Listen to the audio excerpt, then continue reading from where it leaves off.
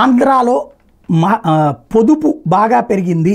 ఇది తాజాగా ఆంధ్రాలోనే కాదు భారతదేశ వ్యాప్తంగా కూడా చూస్తే 2023-24 ఆర్థిక సంవత్సరంలో ఆర్థిక రంగంలో భారతీయ కుటుంబాల పెట్టుబడి లక్షల కోట్లలో పెరిగింది. ఎట్లా అంటే మొత్తం హౌస్ హోల్డ్ ఆర్థిక పొదుపు 29.7 100% వాటా, బ్యాంక్ డిపాజిట్ 9.92 లక్షల కోట్లు.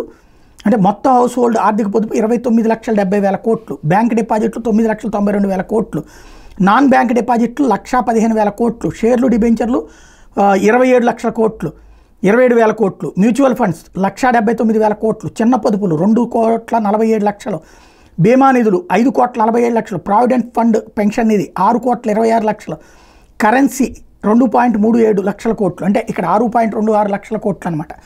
అలాగే 5.47 లక్షల కోట్లు, 2.47 లక్షల కోట్లు. అట్లాగే ఓవరాల్గా లక్షల కోట్ల రూపాయలు దాస్తున్నారు, పొదుపుని పెడుతున్నారు అన్నటువంటి ఒక ఆస్పెక్ట్. అదే సందర్భంలో ఆంధ్రప్రదేశ్లో చూస్తే కూడా భారీగా పెరిగింది అన్నటువంటి లెక్క. 2019లో మొత్తం డిపాజిట్ల సగటు పరిమాణం 32,775 రూపాయలు ఉంటే 24 నాటికి 47,273కి పెరిగినాయి. అంటే 5 ఏళ్లలో సగటు డిపాజిట్ల పరిమాణం 14,498 రూపాయలు పెరిగింది.